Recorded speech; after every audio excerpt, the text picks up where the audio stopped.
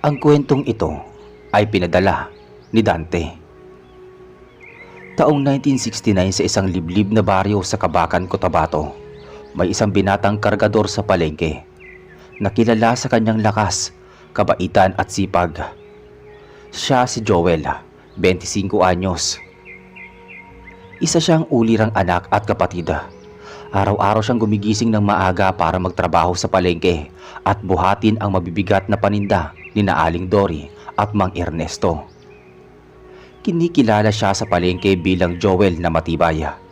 Kasama niyang naninirahan sa kanilang maliit na bahay na pawid ang kanyang inang si Mika, isang may edad ng babae na hirap nang maglakad dahil sa rayuma. Nasa kanya rin ang responsibilidad na pag-aralin at pakainin ang kanyang mga kapatid na sina Rodolfo, 16 na taong gulang, at Pamela, 14 na taong gulang. "Ay, si Kuya Joel kaya may pahinga pa?" tanong ni Pamela habang inaayos ang bag papasok sa paaralan. Wala na siguro. 3:00 pa lang na madaling araw umaalis na siya," sagot ng nanay niya habang iniaabot ang baon ng dalawa. Mula sa palengke hanggang bahay, si Joel ang nagsisilbing haligi ng pamilya. Kahit pagod na, hindi siya umiimik. Nakangiti pa rin siya tuwing umuuwi dala ang pagkaing ulam o kaunting pasalubong para sa kanyang mga kapatid. Ngunit isang araw ng Hunyo, habang bumubuhat siya ng sako ng bigas mula sa truck papasok sa tindahan ni Aling Dory, nadulas siya sa basang semento. Bumagsak ang kanyang ulo sa isang matigas na kahon. Alay at agad na dinala sa health center ng kaibigan niyang si Doming, kapwa rin kargador. "Joel, naaksidente sa palengke!" sigaw ni Doming habang pinapasok si Joel sa maliit na klinika. Lumipas ng 2 araw, hindi pa rin bumubukas ang mata ni Joel. Pagkagising niya, hinawakan niya ang muka ng kanyang ina. Ina, madilim. Bakit ganito? Nasaan ako?" tanong ni Joel habang nanginginig ang boses. Anak ko, nabulag ka. Sabi ng doktor, apektado ang mata mo sa pagkakabagsak." Umiyak na sagot ni Mika habang pinipisil ang kamay ng kanyang anak. Simula noon, tuluyan nang nagbago ang takbo ng kanilang buhay. Hindi na makapagtrabaho si Joel. Hindi siya sanay sa walang ginagawa. Nakaupo lang siya araw-araw sa harap ng bahay. Pinakikiramdaman ang init ng araw at ihip ng hangin. Pilit siyang pinapasaya ng kanyang mga kapatid, ngunit hindi na maibabalik ang dati niyang sigla. Isang gabi habang umuulan, narinig ni Joel ang usapan ng kanyang ina at ni Rodolfo sa may kusina. "Ma, paano na tayo? Wala na si Kuya sa palengke. Wala tayong panggastos." "Magtiis muna tayo, anak. Malay mo may awa ang Diyos." Hindi nagsalita si Joel, pero sa loob niya, ang bigat ng pakiramdam niya. Wala na siyang silbi. Kinabukasan lumakad siya kahit hindi alam ang direksyon. Umaasang makarating sa ilog na nasa likod ng bukid. Doon siya madalas nag-iisa, dati, para mag-isip. "Wala na akong silbi. Wala na," bulong ni Joel habang nakatayo sa tabi ng ilog. Itinaas niya ang mukha sa ulan. Biglang umihip ng malamig ang hangin. May narinig siyang tila tinig ng babae. "Joel." Napatigil siya. Tumingin siya sa paligid kahit wala siyang nakikita. "Sino ka?" tanong niya. "Hindi mo ko kailangan makita para maramdaman," sagot ng tinig. "Ako si Mayumi, tagapangalaga ng gubat at ilog na ito." "Teka, diwata ka ba?" tanong muli ni Joel. "Oo, at matagal na kitang pinagmamasdan. Isa ka mabuting anak, kapatid at manggagawa." "Bakit mo ko kinakausap ngayon?" "Dahil kailangan mo ko, Joel." Biglang tumigil ang ulan. Naramdaman ni Joel na tila may malamig ngunit malambot na kamay na humawak sa noo niya. "Isara mo ang mata mo at huminga ka na malalim," utos ng diwata. Sumunod si Joel at sa unang pagkakataon, Nakita niya sa kanyang isipan ang isang malawak na parang punong-puno ng liwanag at mga bulaklak. Ang liwanag! Ang liwanag! Bulong niya. Pagmulat niya, nakita na niya ang mga bituin sa langit. Nakikita niya ng muli ang mga aninong gumagalaw sa paligid. Mayumi! Mayumi! Sigaw ni Joel habang lumuluha. Wala na ang diwata. Isang maputing alitaptap na lang ang naiwan, palutang-lutang sa hangin. Kinabukasan, bumalik si Joel sa bahay. Laking gulat ng kanyang ina at ng kanyang mga kapatid. Anak, nakikita mo na? Sigaw ng kanyang ina habang niyayakap ang anak. Oo ina, nakikita ko na kayong lahat. Sagot ni Joel. Paanong nangyari yun? Tanong ni Pamela.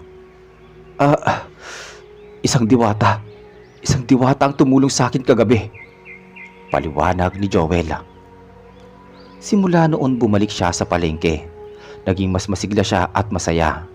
Maraming nagulat at nagtaka sa himalang nangyari sa kanya. Ngunit para kay Joel, hindi ito milagro. Ito ay kagandahang loob ng isang nilalang na hindi nakikita ngunit tunay. Mula noong gumaling ang paningin ni Joel, tila muling nabuhay ang liwanag sa kanilang pamilya. Ang dating malungkot na mukha ng kanilang ina na si Mika ay napalitan ng tuwa. Si Rodolfo ay mas naging masipag sa pag-aaral at si Pamela ay halos araw-araw nagkukwento ng masasayang bagay sa eskwelahan tuwing gabi. Bumalik sa dati ang takbo ng kanilang bahay. May halakhakan, may pagkain sa mesa at may pag-asa sa bawat araw. Ma, bukas babalik na ako sa palengke, sabi ni Joel habang inaayos ang lumang bayong na palagi niyang daladala. Sigurado ka ba anak? Baka mapagod ka kaagad. Sagot ng kanyang ina habang sinisipat ang mukha ni Joel. Ma, hindi ako pwedeng manatiling walang ginagawa. Kailangan ko magtrabaho para sa inyo. At saka gusto ko ring hanapin ulit yung diwata. Gusto ko magpasalamat sa kanya.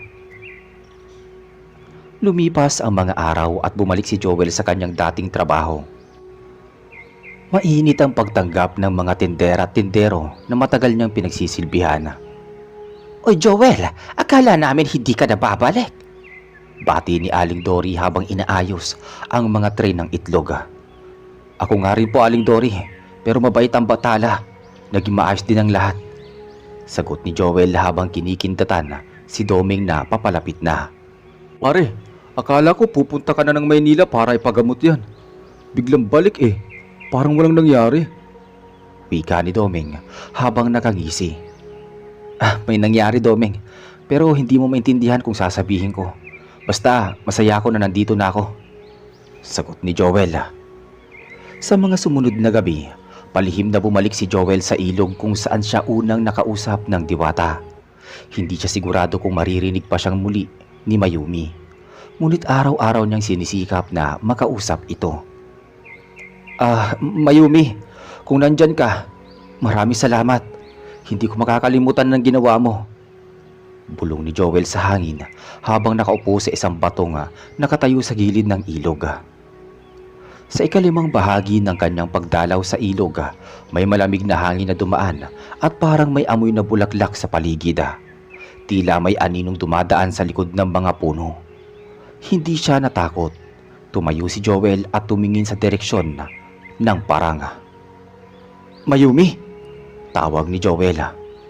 Isang hugis ng babae na may puting damit ang unti-unting lumitaw sa pagitan ng mga puno. Makinis ang balat, mahaba ang buhok, at tila may liwanag na nakapaligid sa kanya. Joel, sagot ng diwata. Salamat sa pagbalik mo, sabi ni Joel habang dahan-dahang lumalapit. Hindi ako nawala, Joel. Nandito lang ako. Pinagmamasdan ko kayo. Sagot ng diwata habang nakangiti. Gusto ko sana magpasalamat ng sobra. Hindi ko alam kung papaano. Sagot ni Joel. Ang kabutihan mo ang dahilan kung bakit ka tinulungan ng isang kagaya ko. Hindi ko kailangan ng gantimpala.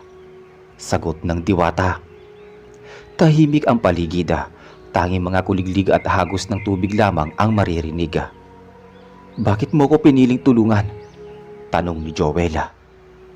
Dahil ikaw ay may pusong dalisay. Hindi mo inuuna ang sarili mo. Isinakripisyo mo ang lakas mo para sa pamilya mo. Ang mga tulad mo, bihira.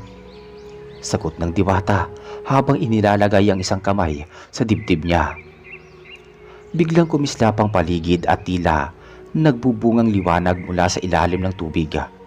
Isa-isang lumitaw ang maliliit na nilalang na parang alitap-tap ngunit mas maliwanag. Mga tagapagbantay ng kagubatan ayon kay Miyumi.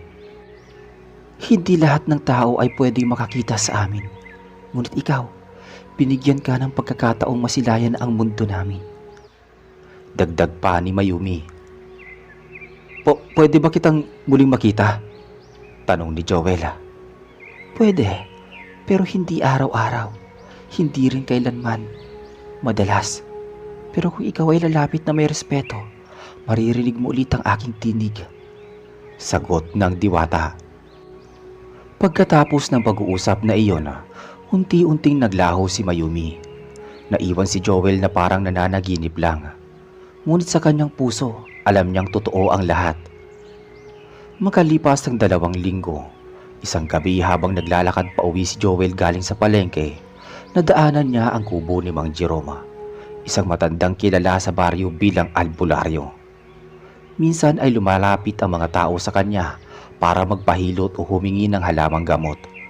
Ngunit nitong mga nakaraang linggo, madalas na sinasabi ng mga taga-baryo na may kakaiba nang nangyayari sa buhay nito. May mga sigaw tuwing hating gabi, sabi ng isang tindera sa palengke. Yung manok ni Mang Doro, biglang naglaho malapit sa kubo niya. Dagdag pa ng isa. Dahil sa pag-aalala, lumapit si Joel sa bahay ni Mang Jerome para tanungin kung kamusta na ba ito. Mang Jerome, nandyan po ba kayo? Sigaw ni Joel mula sa labas ng bahay. Walang sumasagot. Lumapit siya sa pintuan at nang buksan ito, naamoy niya kaagad ang kakaibang amoy. Parang panis na karne na may halong asopre. Napalingon siya sa loob at nakita niya si Jerome na nakaupo sa isang sulok. Nakatingin lang sa sahig, walang kibo. Mang Jerome? Muling tawag ni Joel. Dahan-dahang lumingon si Mang Jerome. Mapula ang mga mata nito at tila mas lumalalim ang mga kulubot sa kanyang muka. Joel, huwag kang lumapit. Bulong ng matanda. Ano nangyari sa inyo? Tanong niya. May mga nilalang na kumakain ng kaluluwa. Pumasok siya sa baryo. Sagot ni Mang Jerome habang nanginginig ang kamay. Biglang may narinig silang matinis na tawa mula sa likod ng bahay. Mabilis na umikot ang tingin ni Joel. Teka, sino yun? Sigaw niya. Hindi tao yun, Joel. Hindi yun tao. Sagot ni Mang Jerome habang dahan-dahang sinasara ang pinto. Sa oras ding iyon biglang bumukas ang mga ilaw sa paligid. Lumitaw si Mayumi sa anyo ng liwanag. Joel, may panganib sa baryo. Hindi ikaw lang ang dahilan kung bakit ako napadpad sa lugar na ito. Sabi ng diwata. Anong klaseng panganib? Tanong ni Joel habang tinititigan ang diwata. Isang nilalang na pinatalsik mula sa aming mundo. Isa siyang dating tagapangalaga ng gubat, ngunit nilamon siya ng kasakiman. Gusto niyang angkinin ang mga kaluluwa ng mga tao para maging makapangyarihan. Paliwanag ni Mayumi. May magagawa ba tayo? Tanong ni Joel. Meron, pero hindi ako pwedeng magpakita sa lahat. Kailangan ko ng katuwang, isang taong bukas ang puso, walang takot at may tapang. Sagot ni Mayumi. Napatingin si Joel kay Mang Jerome na ngayon ay napahandusay sa sahig. Hinimatay sa takot. Kung ganon, ako nang gagawa. Turuan mo ko. Sabi ni Joel. Hindi sumagot si Mayumi. Sa halip, inilabas niya ang isang maliit na kahoy na may ukit na parang ugat. Iniabot niya ito kay Joel.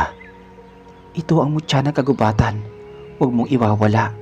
Sa tamang panahon, ito ang magiging sandata mo. Sabi ng diwata. At sa isang iglap, nawala ulit si Mayumi. Naiwan si Joel sa dilim ng gabi.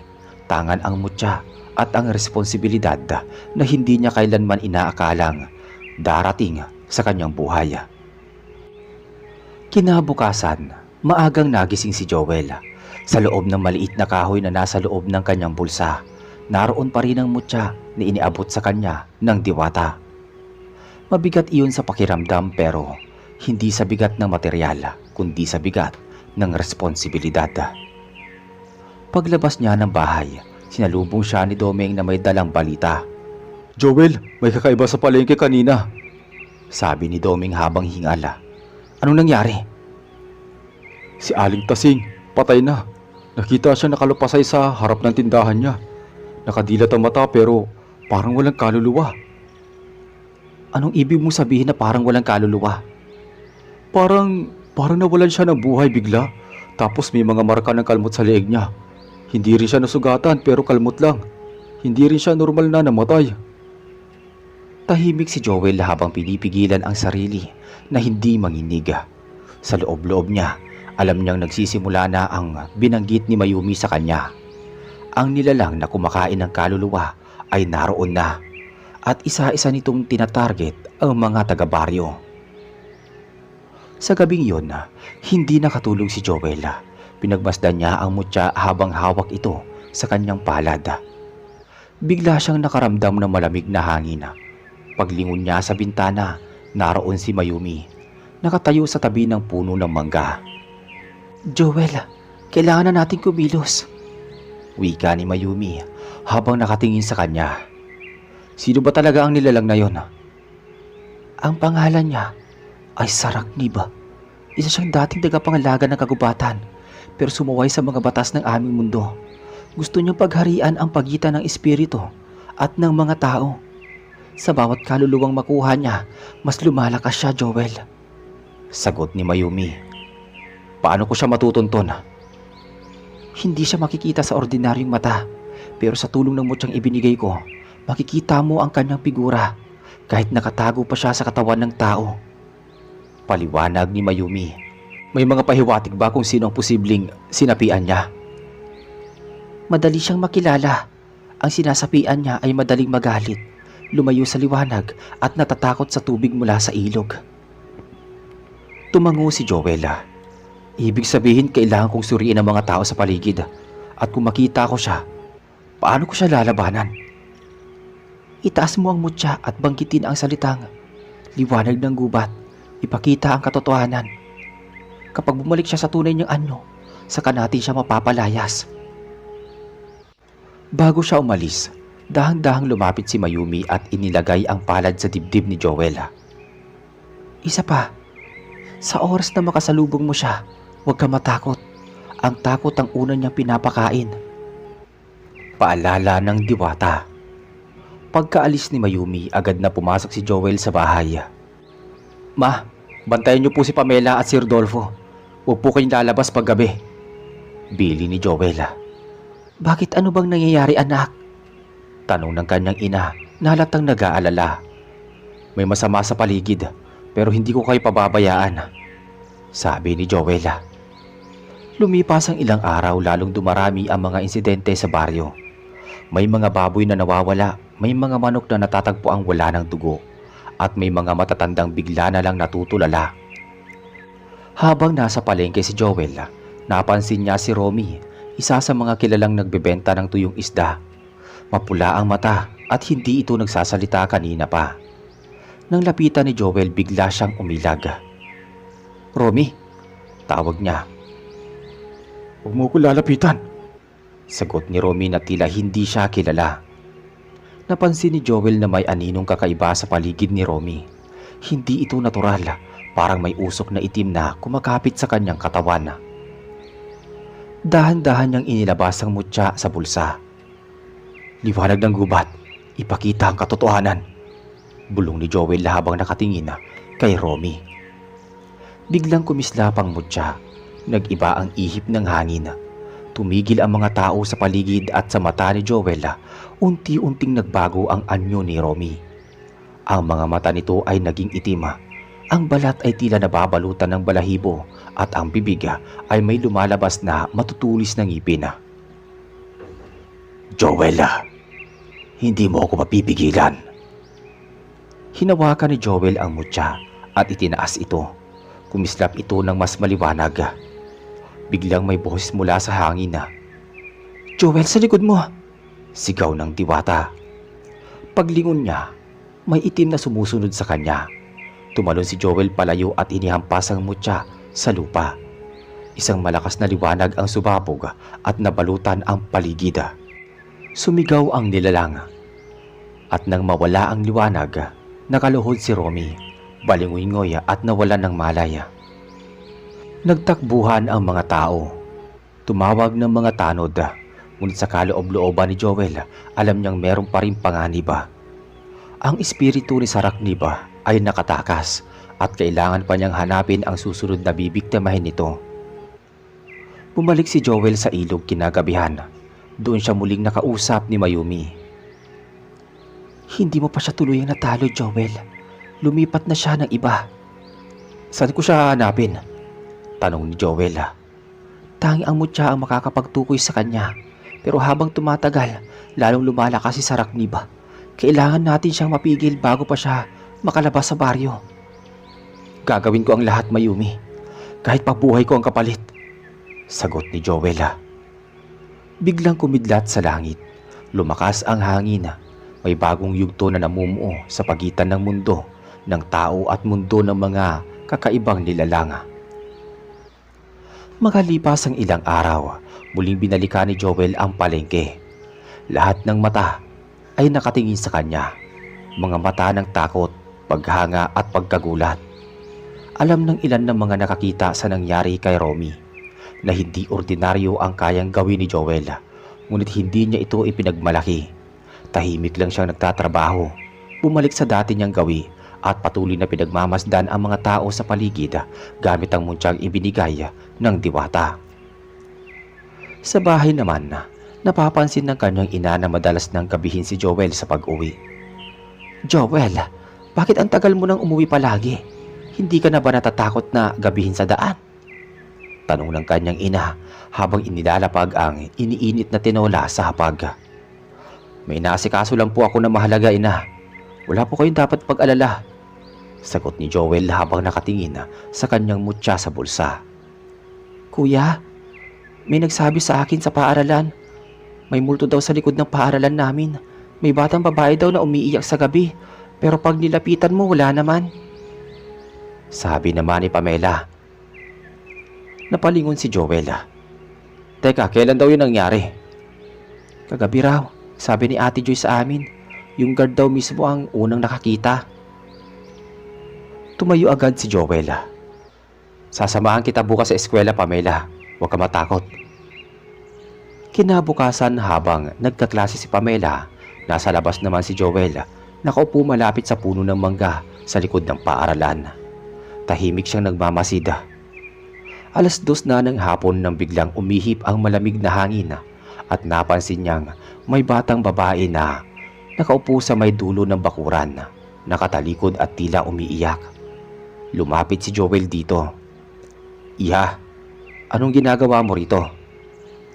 Hindi sumagot ang bata. Nakaputi ito at nakalugay ang buhok. Ineng," dagdag pa niya. Paglapit pa niya ng konti, biglang humarap ang bata. Wala itong muka, itim ang nasa loob ng mata at duguan ang bibig. "Joel," anas ng bata. Biglang uminit ang mutya sa bulsa ni Joel. Agad niya itong hinawakan at binigkas. Ang katagang liwanag ng gubat ipakita ang katotohanan. Kumislap ang liwanag mula sa mutya. Napaatras ang bata. Sa loob ng liwanag nakita ni Joel ang anyo ni Saracnib nakadikit sa katawan ng bata. Tumatawa ito habang dahan-dahang lumalayo. "Hindi mo pa rin ako mahuhuli, Joel. Mas marami pa akong bibigtamahin," bulong ng nilalang habang naglalaho sa hangin. Napasandal si Joel sa puno. Napahawak siya sa dibdib. Ramdam niyang papalapit na ng papalapit ang lakas ng kalaban. Kinagabihan, bumalik siya sa ilog. Doon niya muling tinawag si Mayumi. "Mayumi, naroon na siya sa mga bata. Ginagamit niya ang mga inosente. Lumabas mula sa liwanag ng buwan si Mayumi. Kailangan na natin siyang harapin ng buo. Hindi na sapatang bantayan lang siya. Sabi ng diwata. Paano ko siya mahuhuli? Kailangan nating itayo ang bilog na liwanag. Isang sinaunang ritual sa gitna ng gubat. Pero kailangan natin ng 3 bagay. Tubig mula sa pinakapusod ng ilog. Puting bato mula sa ilalim ng punong kahoy na hindi pa kailanman pinuputol. At isang piraso ng ginto. Ginto? Saan ako kukuha niyan? Sa ilalim ng lumang bahay ni Mang Ernesto. Sa itaas ng burol. May inilibing doon na singsing noon pa. Bago pa dumating ang mga Kastila. Dagdag ng diwata. Kinabukasan pinuntahan ni Joel si Mang Ernesto. Mang Ernesto, pwede po bang makausap kayo sandali? Tanong ni Joel. Anong sa atin, iho? Totoo po ba na may nilibing na singsing ng lolo ni dito sa ilalim ng bahay ninyo? Napakamot ng ulo si Mang Ernesto. Aba, oo. Sabi ng tatay ko noon, may gintong singsing na isinama sa kabaong ng lolo namin. Subalit lumindol at kumiba ang lumang nitso. Doon na lang inilagay sa ilalim ng bahay ang kahon. Pwede ko po bang kuhain at hukayin para sa isang mahalagang bagay? Tumango si Mang Ernesto. Sige, kung sa kabutihan bahala ka. Hapon na makuha ni Joel ang singsing. Dinala niya ito kina Mayumi. Kinuha din niya ang tubig mula sa pinakapusod ng ilog at ang puting bato mula sa ilalim ng punong nara na hindi pa kailanman naputulan. Pagdating ng gabi, pinapunta siya ni Mayumi sa gitna ng kagubatan. Doon nila itatayo ang bilog na liwanag. Sa gitna ng mga bato at mga dahon, inilatag nila ang singsing, ang bato at ang garapon ng tubig. Pinatayo siya ni Mayumi sa gitna. Isara mo ang mga mata mo, Joel. Huminga ka ng malalim. Kapag naramdaman mo na ang liwanag, hawakan mo ang mutya. Utos ng diwata. Sumunod si Joel. Sa loob ng ilang segundo, kumislap ang lupa. Umangat ang hangin. Nagliwanag ang paligid. Biglang may boses na sumisigaw mula sa kadiliman. Joel, hindi mo ako kayang talunin. Lumabas mula sa lupa ang figura ni Sarakniba. Malaki ang kuko, matulis ang mga ngipin at itim ang buong katawan. Tumawa ito sa kanya. Akin na ang kaluluwa mo. Hindi mo kami kayang kontrolin. Sigaw ni Joel sabay taas ng mutya. Sumabog ang liwanag. Tinamaan si Sarakniba. Napasigaw ito sa sobrang sakit. Nagsimulang mabalot ang katawan niya ng apoy na puti. Mayumi, tulungan mo ko! Sigaw ni Joel. Lumapit ang diwata. Pinatong ang 2 kamay sa balikat ni Joel. Kumislap ang buong paligid. Pumutok ang hangin at narinig ang huling sigaw ng nilalang. Naglaho ang anyo ng nilalang. Ang buong kagubatan ay tumahimik. Walang ihip ng hangin, walang ingay ng kuliglig. Wari isang patunay na nawala na ang masamang espiritu. Maya-maya lumapit si Mayumi kay Joel. Nagawa mo ang hindi nagawa ng marami. Isa ka ng tagapangalaga, Joel. Hindi ko ito nagawa kung wala ka. Salamat, Mayumi. Nakangiti si Mayumi habang nilalapat ang palad sa dibdib ni Joel. Ang gubat ay ligtas na sa ngayon. Matapos ang labanan sa kagubatan, muling bumalik si Joel sa kanilang tahanan. Nakatingin sa kanya ang kanyang ina na si Mika. May halong kaba at saya sa muka habang sinalubong ang anak. Anak, ligtas ka na ba? Tanong ng kanyang ina habang yakap-yakap si Joel. Opo, Nay, tapos na. Hindi na babalik ang nilalang na yon. Sabi ni Joel sabay halik sa pisngi ng kanyang ina. Lumapit si Pamela at Rodolfo. Kuya, totoo bang ikaw ang nagtaboy ng masamang espiritu? Tanong ni Pamela. Hindi ko yun ginawang mag-isa. Tinulungan ako ng diwata. Diwata ng ilog. Sagot ni Joel. Simula noon naging tahimik ang baryo. Wala nang nawawalang hayop. Wala nang kaluluwang bigla na lang nawawala sa mga katawan. Bumalik ang sigla sa palengke. Si Joel, bagamat tahimik at hindi nagkukwento ng detalye sa iba, ay kinikilala ng mga tao bilang biniyayaan. Salamat Joel sa ginawa mo para sa baryo natin. Sabi ni Doming isang umaga habang magkakarga sila ng sako ng bigas. Hindi ko ginawa yun para kilalanin, Doming. Ginawa ko yun para sa pamilya ko at para sa lugar natin. Sagot ni Joel habang binubuhat ang isang sako. Habang patuloy ang kanyang normal na buhay, gabi-gabi ay bumabalik siya sa ilog upang makausap ang diwata.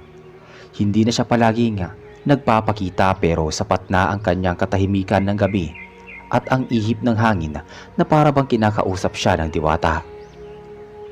Isang gabi habang nakaupo si Joel sa batong nakaharap sa ilog, narinig niyang muli ang tinig ng diwata.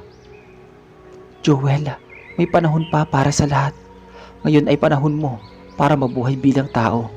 Hindi mo kailangang bantayan ang kagubatan magpakailanman. Mayumi, hindi ko alam kung paano ako magpapaalam sa'yo. Sagot ni Joel habang nakatingala sa mga bituin. Hindi mo kailangang magpaalam. Ang lahat ng kabutihang ginawa mo ay mananatili. At kung dumating man ang muli ng panahon ng kadiliman, maririnig mo ulit ang aking tinig. Sagot ng diwata. Mula sa gitna ng liwanag, unti-unting naglaho ang diwata. Naiwan si Joel na hawak ang mutya at isang ngiting may halong lungkot sa kanyang labi. Makalipas ang ilang buwan, natapos ni Rodolfo ang high school at si Pamela ay naging honor student sa kanilang paaralan. Ang kanyang ina, bagamat matanda na, ay mas malakas na at bihirang atakihin ng rayuma. Ang munting bahay na pawid nila ay napalitan ng mas maayos na tahanan dahil sa mas masaganang kinikita ni Joel. Anak, buti na lang talaga at hindi ka sumuko noon. Kung hindi, ewan ko kung nasaan na kami ngayon. Wika ng kanyang ina. Ngumiti si Joel. Nay, kahit bulag ako, hindi ako dapat mawalan ng pag-asa. Pero salamat, Nay, dahil hindi niyo rin ako iniwan. Sa puso ni Joel, alam niyang hindi lang niya naibalik ang kanyang paningin. Naibalik din niya ang liwanag sa buong buhay nila. Hindi na siya isang binatang bulag na walang silbi. Siya na ngayon ang haligi ng tahanan na tumatanggol ng kanilang baryo. At lalaking handang tumayo kahit gaano kabigat ang hamon ng mundo. Sa buhay, may mga panahong tayo'y mawawala ng pag-asa. Lalo na kapag kinuha sa atin ang bagay na pinakakailangan natin, tulad ng paningin, lakas o tiwala sa sarili. Pero sa kabutihan ng puso at matibay na pananampalataya, may mga biyaya na dumarating sa di inaasahang pagkakataon. Ang mga tulad ni Joel ay paalala sa ating lahat, kahit sa gitna ng dilim, laging may liwanag. At minsan, dala ito ng mga nilalang na hindi natin inaakalang totoo talaga. Maraming salamat po sa inyong pakikinig.